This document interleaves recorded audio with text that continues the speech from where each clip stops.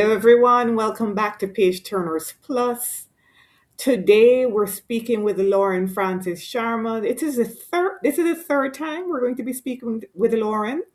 At this point, we've read all her books, and we're doing it in a strange order because now we're discussing her first novel, Till the Well Runs Dry. Lauren, thank you so much for coming to speak with us again. Thank you. Am I allowed to say this is my favorite book club? I think I can say that at this point. Oh, definitely.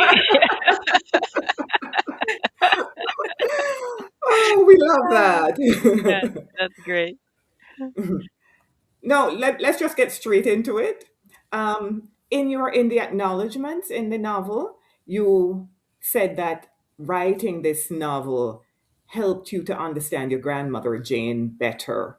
Was that your primary motivation for writing this novel? Well, I'm not sure if it started out as a motivation, but it certainly became um, the most important part of writing the story. My grandmother had a stroke gosh, I think it was maybe 2008 or 2009.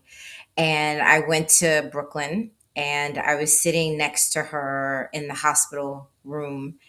And she'd lost her speech for the most part. And I spent my summers, many of my summers in Brooklyn, in her apartment, having many hours with her and never asked her about why she came to the US, why she left home, what her life was like back home. I only knew of my grandmother's story through what my mother told me about her coming to the United States and her leaving the children behind, and her bringing them up one at a time.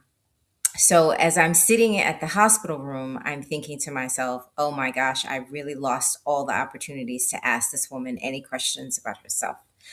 Fast forward a couple months, I'm in Trinidad and I'm in Blanchishez, which is the little village where my grandmother had been born and raised. And I remember just thinking about her near the water and thinking, gosh, what an interesting story this would be. But and you all may have heard me say this before, but I had tried to write several novels before Till the Well Runs Dry, and I failed. So I'd already convinced myself that I was not a writer. And so standing on the beach, I had that little voice saying, "Oh, you should actually try to write this book." And I was like, you don't know how to write. You're not a writer, so you can't write this book. So I'll end there. But my grandmother was certainly the reason that I began thinking about a story about a woman from Blanchishez and what that would look like. Yeah. Well, this kind of links to that, I guess. The story is set largely in Trinidad, but you yourself were born and raised in the USA.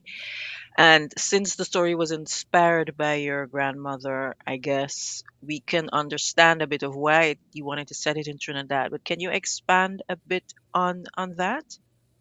Yeah, I did not want to set this book in Trinidad. I wanted to Ah, run as far away from Trinidad as I possibly could because I'm American and I didn't grow up in Trinidad. And I was thinking, how am I going to write this book? So my goal was to open the story in Trinidad, very, very little, and get her out as quickly as possible. And as I'm writing, I realized, oh no, I have to stay here and I've got to figure out what this life that she's living is like before I have her leave. And the story kept growing and growing. And before I knew it, the whole book, other than maybe the last eighth of the book, is set in Trinidad. I really, it was scary. One, because, as an American born child of Trinidadians, when I visited Trinidad, it was very clear to me that I was the Yankee cousin, right? And so it was also very clear to me that the part of Trinidad that I knew was sort of through my parents' memories, through my aunts and my uncles and sort of what they would talk about, about having grown up there. So I didn't know Trinidad intimately. And how was I going to write a whole story about a place I'd never lived in? And that became probably the hardest part of writing this book, and yet the most exciting part of writing this book. That's interesting. That um, did you spend a lot of time in Trinidad? Like your summers, you didn't, because when this it rings true. The story rings true. So when I read it, I assumed that you had had that kind of childhood like Mike. I have cousins who had the every summer home kind of life. So they can switch in between Jamaican and Yankee very easily. They just switch. They code switch so easily. So I assumed you were one of those kinds of kids, Yeah. because you did a really good job. Very convincing. Well, thank you. And it's funny because my parents said the same thing after they finished reading the first draft. They were surprised by how much I had absorbed, and I was surprised by how much I had absorbed. I didn't know I was listening that closely. I didn't know how much all of this, all of my parents' lives, and their stories about being back home. I was absorbing it and taking it in so much so that when I began to write, I was like, "Why does it feel like I know this place?" So during my researching, I would go back to Trinidad, and I took my parents with me, and I would say, "Show me the places, show me, so I know."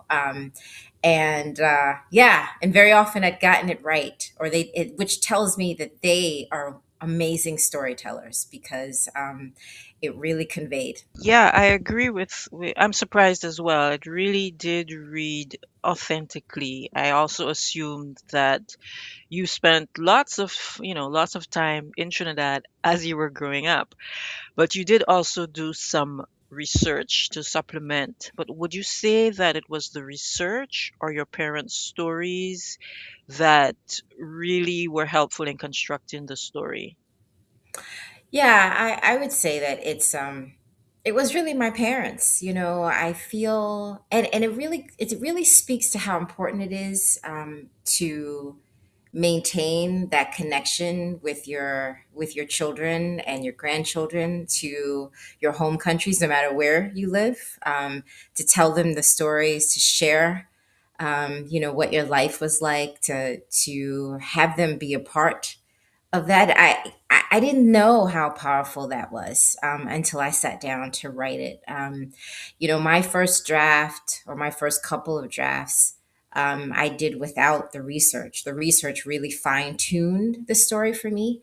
I was lucky that I have a father who's a good storyteller, but he was also a police officer in Trinidad. So Farouk, which I'm sure we'll talk about a little later, is, as you know, a police officer. And so I got to sort of ask my father questions about, being an officer during that time, or sort of around that time. So that was really helpful. I had my mother who understood Blanchisseuse really well because she had spent her summers there, and with her grandmother, and also in Toko.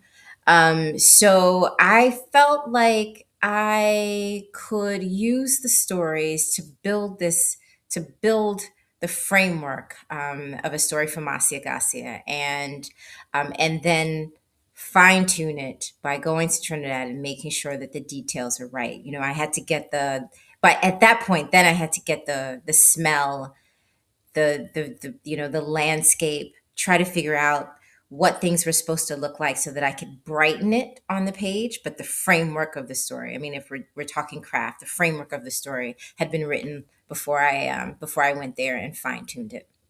You mentioned that your father was a policeman, so you got the information about what it was like to be a policeman from him. Now, I hope your father was not the model for Mr. Farouk, because we had a rough time. We had a rough time with Farouk. We struggled to find redeeming points. I mean, and there, to be fair to Mr. Farouk, he, yeah, he redeemed himself every now and again, but I didn't love Farouk. I know. So you tell me about your relationship with Farouk. I really love Farouk, but I know that most of my readers don't. I think of Farouk as a man who followed his heart and then was very quickly dissuaded from pursuing this woman by a lot of forces. Right? I mean, we had the racial issues, but we also had the class issues. Um, we had the secret children who were not hers, but she wasn't willing to sort of you know explain to him what had happened in her family for many reasons. I Farouk had lots of reasons to run from Masih Agassi. Did I want him to? No. Do I think he was a nice man and how he handled it? No. But he's a guy who's torn between sort of doing the right thing, knowing what the right thing is, and choosing to do otherwise. I don't know. I had a lot of fun writing him and exploring what it's like to not be able to live with full integrity. What did you think? Did you hate him fully, I Francis? can tell. Let me tell you about what I thought before Francine comes in, because I have strong feelings about Mr. Farouk. When when we discussed the novel earlier today, one of the things, because I really held this against him, and I still hold it against him. He introduces his daughter to his mother Mm, as Jacqueline Garcia. mm, That is the ultimate betrayal. I was so angry. That man he'd abandoned his family in so many ways. So many ways. You know fine, you know that your mother is difficult. You know she's resistant to this marriage. You know she's resistant to you having half half black children. But this is a child that looks most like her. And you introduce her to your mother as Jacqueline Garcia. Man, and when his mother comes back with that horrible statement, I'm sorry, I thought Farouk had invited it. How do you Farouk is your boy. You tell me how do you talk him out of that? How do you talk me out of really resenting him for that? I can't talk you out of that. He's a coward. He's a coward. I mean, we know that. He's a coward I don't think that we have any doubt about whether or not he loves those children, but when it came to dealing with his family, he's a coward. And I think we know lots of cowardly men. Yeah, I think one of the things we talked about the men in the novel was that a number of them were actually not only disagreeable but also quite cowardly, including Farouk. Um, so I think we all thought that the novel was Marcia's story. However, you told it from the perspective of Marcia herself, Farouk, and Jacqueline. Can you tell us why you made that narrative choice? Oh boy, yeah. Well, you all have read my second book, till the Book of the Little X, which was also a multi point of view novel, and I swear I never want to do these again. They're the hardest things to write because you're writing three books essentially. You're writing the story arc for three characters. I did not intend to write Masia's story. I intended to write Jacqueline's story. It was Jacqueline was going to be her daughter, this woman's daughter, and she was going to be exploring and trying to understand this very difficult, mysterious woman who is Masia Garcia. That was me in the hospital room looking at my grandmother, thinking to myself, how do I know this woman? I hardly know her at all. So the story was supposed to be about her child, sort of unraveling this mystery. The problem, as I was writing it, is that I realized that Masia wasn't telling anybody anything. Like, she wasn't giving up anything. So how is Jacqueline gonna know who her mother is if Marcy isn't telling her story. So then I said, whoa, I got a big problem here. Now I have to figure out Marcy is going to have to actually have a voice. We're going to have to start this novel with this woman and then have her daughter tell the story. Well, guess what? Then I'm writing and I'm like, Masi's not telling this part of the story. There's certain parts of her story she's not even going to tell the reader. Like she's going to hide it. So there's only one other person who can actually tell her secrets, and that is Farouk. So now I have three people telling this story when I only wanted one person to be telling this story. And so I ended up in a big pickle writing my very first novel, which felt like it could have been done in 2 years, but ended up being a 4 year endeavor because of Masia's personality. She had such a difficult, secretive personality, and it just didn't open itself up to storytelling in the way that it should have. She wasn't going to keep a diary. She wasn't going to tell anybody. Yeah, that's interesting. Your explanation helps me to understand, but I'm still going to ask you this question because we all felt that we wanted to hear from Patsy. Mm, Um, we thought, all right, Patsy was difficult. There are no two ways about it. Patsy was difficult, yeah. but I think we all felt sympathetic towards her. Did it ever occur to you that maybe the reader should hear from Patsy directly?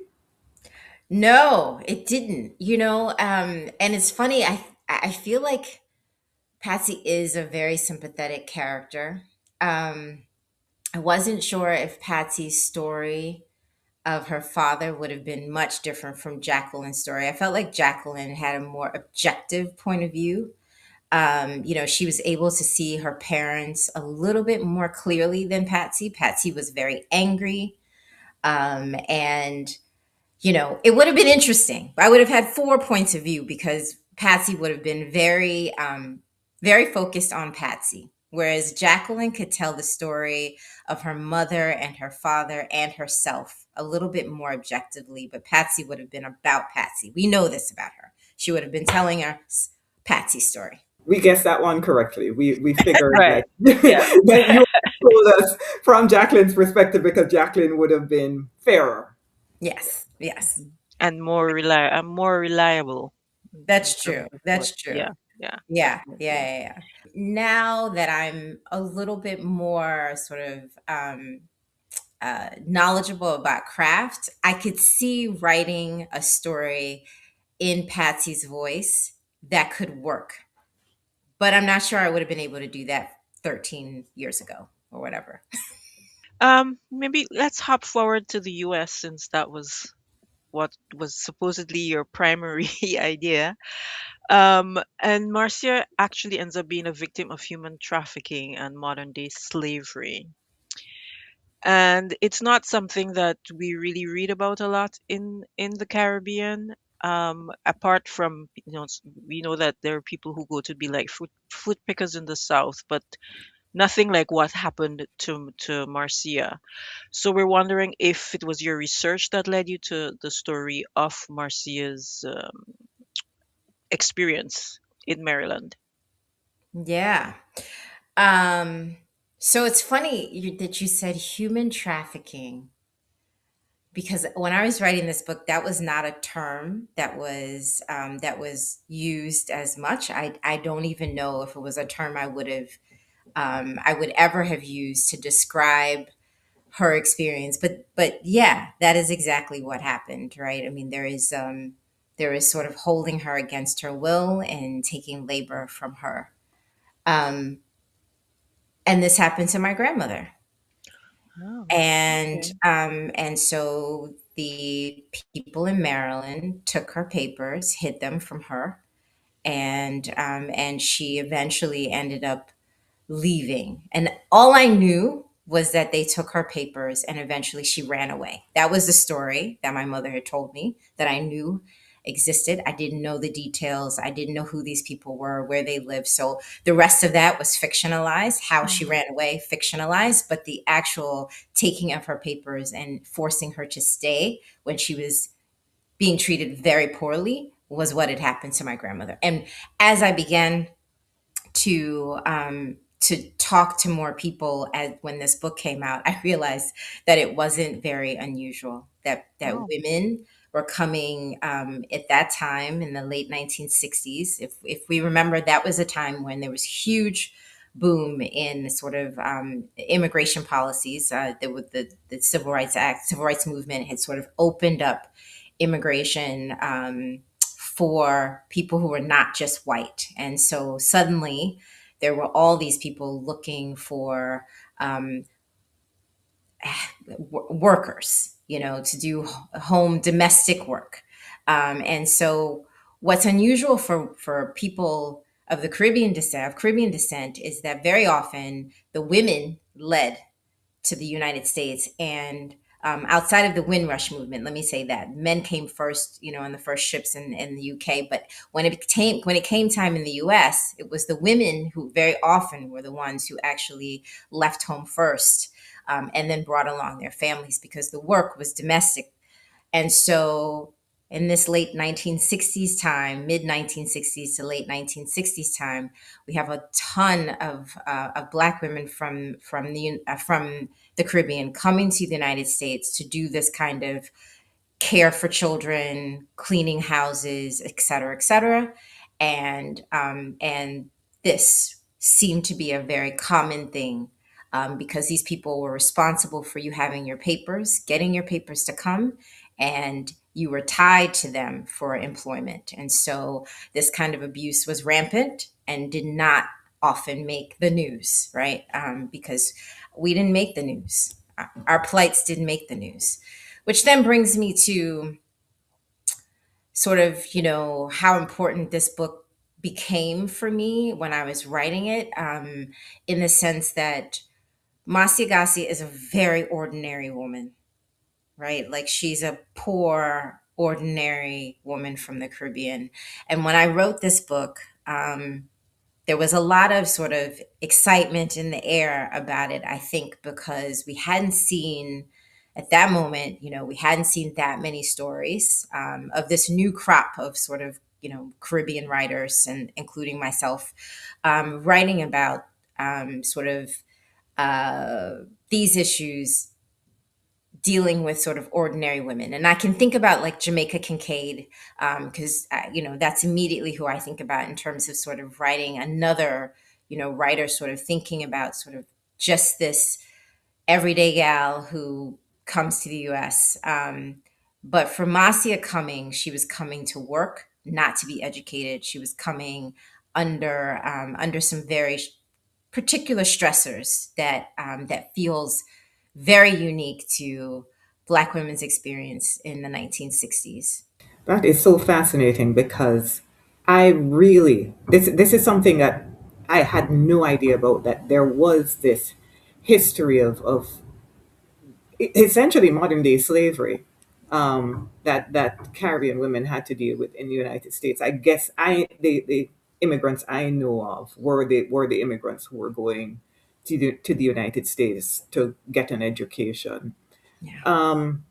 Yeah, so this has been enlightening. I really had no idea that this was part of our history in the United States. Um, One of your strengths as a writer is that your characters don't bleed into each other. We've read three of your novels, and all the characters are completely different human beings. Um, is that easy for you, or is that something you have to struggle to achieve? Huh. Um, well, I hadn't thought about that. Thank you, Paula. Yeah, I don't think of it as difficult. I don't know. I think, as a human being, sort of, out in the world, and I'm a little bit more mature than your 20 something year old debut novelist, and that was true when I wrote that book. When I wrote Till the Well Runs Dry, I was, coming up on 40. Um, I think that sometimes when we've lived a little and we've been out in the world, it becomes easier to see how many amazing and wonderfully complex human beings there are that we run into. So it's so easy in some respects to see, to make and create unique individuals that don't seem like other individuals in any of my stories, because I find the world endlessly fascinating. Endlessly fascinating. Yeah, actually, the writer I'm thinking of, who is supremely talented, who's I think I see one character in several novels. She was young when she started writing, so maybe that, yeah, I guess that is the answer. Maybe more life experience will solve that problem. Yeah, maybe. And you see that with writers who've been writing a long time. They sort of hold on to a particular type for the first couple of books, and then you'll see them branch out. I can think of several who later on their characters get even more interesting and complex as they age. Yeah. Hmm. So there's wonderful things about getting gray hair, right? Of course, lots of wonderful things. In a similar vein, all of three of her novels also tackle very different subject matters. In fact, the only similarities that we discern between them is about the destructiveness of family secrets. Again, have you consciously chosen to avoid telling similar stories, or did the similar stories evolve naturally in your imagination? Well, I think Family Secrets is, I mean, you hit it right on the head. I think that is a big huh. Maybe I don't want to call it a wound, but I think it's something that I grapple with all the time, because it feels so present in so many lives and detrimental in so many ways. I could think about both sides of my own personal family, and my parents, and love listening to this podcast. So so I know their ears are going to be perking up right now. But I can think about both sides of my family and secrets. And one of the things that was so fascinating about writing Masia, in particular, was how secretive she was, but also how secretive so many people in the Caribbean in particular were of that generation. They went to their graves with stories, right? I mean, there are people that we think are our cousins who might not even be our cousins. There are people who you think was your sibling who might actually be your niece or your nephew. I mean, and you don't know for sure because nobody is telling anything. And so I find that amazing, in particularly in Caribbean families. I know it happens in the American South quite a bit too, but Caribbean families feel um, uniquely secretive in these ways, and they can be kind of destructive ways when it begins to sort of unravel. And yet there are times when it's actually sort of beautiful how everybody sort of bands together to maintain a sort of, you know, maybe a farce, or preserving a family legacy, or a family name. Everyone sort of decides that we're not going to allow the streets to devour us just because someone has done something a little to sully us in some way that might be morally reprehensible in one family. I mean, it can be seen in so many interesting ways. And so, if there's one thread, it would be the secrets for sure. But I also do feel like these three topics that I've written about, one of the other things I think that is sort of this interconnectedness of us as part of a whole diasporic thread, so to speak. You see Trinidad and you see the United States in both my first two books, and then with Casualties of Truth, you saw me bring in South Africa, but I also maintain that this woman was American, but also who had Caribbean roots, right? And so I hope I'm showing how similar, we are, and how we are all one people. And we can see so many things that are uniquely different about our particular communities, but in the end, there's this thread that can be pulled. And I thank you Yeah. for that because currently the diaspora wars, especially online, have been really depressing me. I And have to say exhausting. Yes. it is extremely exhausting. And just to add a little bit of a personal story about family secrets, I had that exact situation this summer. We had a family reunion. We're trying to trace the family tree, and there were some, let's say, discrepancies in some paperwork. And the older members of the family are very reticent about telling us exactly what was going on. Why you all need to know that? You don't need to know your grandmother's business. Right. So Right. yes, yeah, yeah, very. And your grandmother is probably dead. Oh But yes, she is. we oh yeah, we all, every Caribbean family, and Yeah. it's really interesting how the examples you gave were just spot on, because I was thinking, oh, okay, so she knows my family. Um, Right. Amazing. yeah, yeah, yeah. One of the things you mentioned in the novel, which it just um, it kind of piqued my interest, because it's we've last year we read Nala Hopkinson's Blackheart Man, and she mentioned it too. The contrast between how race is viewed in the Caribbean and how race is viewed in the United States. That we have no one drop rule, Hmm. and we have more of a say into who we are.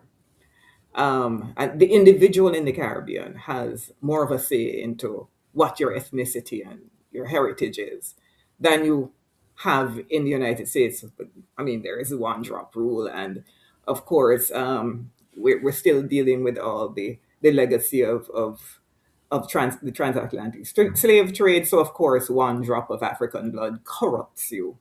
Um, I noticed that you kind of refer to that. You Because when Marcia comes, she sees, she sees for the first time, sees a lot of white people, and she says that she also saw people from other ethnicities, but it didn't feel the same. I was wondering if that, because you grew up in the United States, so you know about the one drop rule. But so I was wondering why that piqued your interest, given the fact that you didn't grow up in the Caribbean, and you don't have the same concept of race, or may not, I don't know, that we would have. Yeah, yeah. No, my conceptions about race are definitely impacted by being an American. So I appreciate that. But but what's interesting about sort of being the child of people who grew up in a place that wasn't the rule, so to speak, was that I got to watch my parents process what it was like to live in a place where people most people look like you, and most people didn't have any shame sort of claiming different heritage other than just being black. And I mean, they could tell stories about, their part Chinese family, um, or their, or their Muslim grandfather, um, and it not be seen as anti-black to say that. Whereas, in the United States, you have to be very, very careful about signaling that you're mixed with anything, because it would be seen as degrading the African part of yourself. So I began to sort of watch, I think very early, how my parents moved in the world versus how I could move in the world. And I could see this real difference, in the lack of freedom. In some respects, they had far more privilege than I did in the way that they could see themselves, and the way that they could carry themselves, and the way that they could think about how they inhabit spaces, all of that. They didn't come equipped, with all that baggage, and I do see it as baggage. But I also, unfortunately, had to watch them grapple with the very realities of living in the United States, and coming to terms with this idea that even if they had all those sort of privileges, of being able to identify themselves as whatever they wanted to identify themselves, that the United States didn't give one hot damn, that being here in the States meant that you were just one thing, and they were going to treat you like that no matter what. And you might get an occasional special privilege, like, an exoticism, because you're not quite, a Black American. But when you're driving in your car as a Black man, nobody knows you're Trinidadian. And when you're walking in the grocery store, or the fancy shop, and you want to pick up something for your kids, nobody knows you're Trinidadian. So I watched my parents do that evolution, where I remember the day I remember the day my mother, I can't remember exactly what happened, but I remember the day she came home and she said, "Damn it, now I know why these Black Americans are so effing mad." And I said, "Oh, yeah." And it kind of broke my heart, right? Like, it broke my heart that this place had sort of broken her. Let me just follow up about the differences. Yeah. You you when Marcia gets to New York, New York is a hostile place. Um, but you were, I think, I don't know if this was inspired by your grandmother's story, or if you just wanted to balance the story. But you, it's a hostile place. It's a place that could kill you, literally. But she receives the kindness of strangers. Yeah. And the first person who is kind to her, a stranger, is a Trinidadian. Mhm. So we see that there's this continuity in community, and she receives the kindness. I mean, it's not necessarily it's not pure kindness, but the rest, there other Caribbean people do rally around her. Not perfectly, but could you tell us about that? About, on the one hand, this hostile New York environment, and then the introduction of just a sense of community that saves her. I don't know if you were thinking about it that way, or if this just happened to have been your grandmother's story and you pulled on that. Um, Actually, it wasn't my grandmother's story necessarily. I was talking to a friend of mine, also born in the United States, whose father was from Trinidad, and I asked her, and he came a little earlier than my parents. He was older, and he came earlier than my parents, and I asked her if I could speak to him, and he actually shared his story about coming here, and essentially being rescued by another person from the Caribbean, and how important it was that this person stepped up and helped him. And then I began to sort of hear all these other stories about the community rallying in some ways around people who just come. I mean, it is a particularly, and I don't have to tell you all this, but leaving home and moving to another country, and you're not leaving home for school, you're leaving home and you don't have a lot of money, you don't have a lot of resources. That is an incredibly shocking um, event to your psyche, to your emotional well-being. I mean, it is probably one of the hardest things a human being can do, like, in life. And most people don't understand what it is to do that. And what became very clear as I was writing this book is how you cannot make it in this country or anywhere that you land without being um, being taken care of by other human beings. Like, you just cannot. So Masi ran into a lot of trouble when she first got to the United States. But in the end, the reason that she's able to send for her children is because she found people who would help her. And that is true for every person who lands in the United States, particularly of Caribbean descent. They will find someone will be there to help them. And it's funny because I watched this young girl the other day on Instagram or something, and she had gone on. She was in Trinidad. She lives in Trinidad, and she was just talking about being at the bus stop and having a hundred TNT, but she knew that the bus driver wouldn't have change. It was early in the morning, and he wouldn't have change for the bus.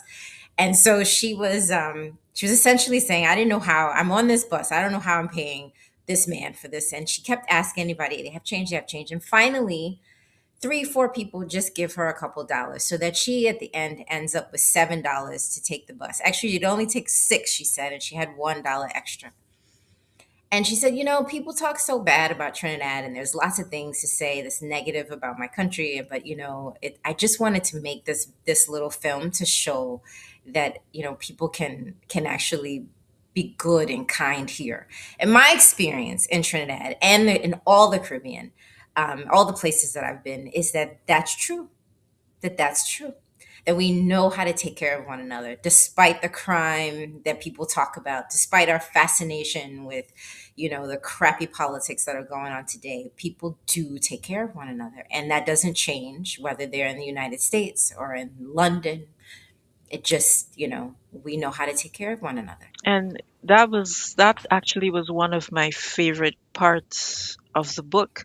Like, I literally felt her relief when she got to Brooklyn with the young man whose name escapes me right now. And it's partly because I've never immigrated to the US, but I have visited the US, and I have felt that, like, the difference between going from Manhattan to Brooklyn. Like, I get to Brooklyn and I'm like, oh, but I feel like I'm home, like I'm back home, right? Mhm. So I really could feel, like, you know, the relief that she must have felt to get there and see all the people who looked like, her friends and family back home. And so that was really wonderful. Yeah, yeah. Brooklyn has that particular Mhm. feel for sure. Mhm. It is, whether they wanted it to or not. it's, Yeah, yeah, yeah. it's a place where, Definitely, yeah, Yeah. yeah, yeah, yeah. definitely the Caribbean. Brooklyn is definitely a Caribbean country. Mhm. Let's talk, let's talk about calypso. Um, in in Casualties of Truth, you start in each chapter with a quotation, and each chapter um, kind of is built around the quotation. I don't, that may be saying too much. That may be too much. But certainly each chapter, the quotation makes sense in terms of what we read in each chapter. In this novel, many of the chapters, not all of them, start off with the title of a calypso and the Calypsonian. I don't know if they were Calypso King for that year. I suspect they may have been, because I didn't listen to all of them. I didn't have the time to listen to all of them or to do the research. But tell us about that choice of starting each chapter by identifying a calypso and a calypsonian for that year. I thought they were just time markers, but I don't know if they had if you had any other objective in doing that. Yeah, no, they were time markers. Sorry, I'm flipping through the book now because there are 2 years where there's no carnival. Um, Yes, you start the first 2 years. Yeah, the first, yeah, You say because no carnival and well, then no during the carnival for war, right? Yeah. yeah, right. yeah. And so, but those were the only 2 years that there were no carnival in Trinidad from the inception of carnival. One of the things that was important is that I did want to nod toward carnival, right? Like, but I didn't want to write a book about carnival. So there's no carnival in this book. There's no, mention of playing mass really here, because I wanted to write a story that was different from the thing that people knew Trinidad for. I wanted to write about an ordinary family, and some things that just don't get a lot of shine. So it was important for me not to write particularly about carnival.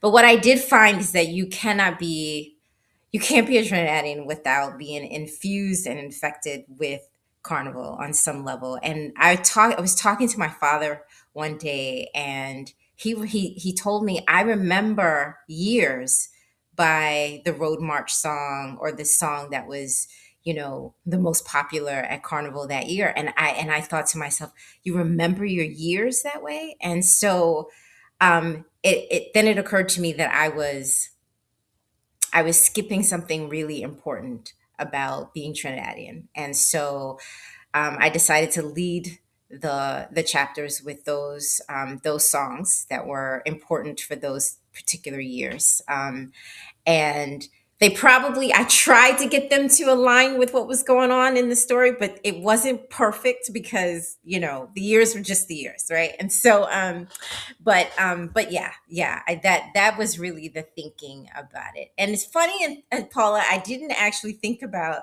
the headings for Casualties of Truth and the headings for the chapters in Till the Well Runs Dry until you just said that. But I guess I do sort of like to mark them in some way. So thank you for that. That's really, really helpful.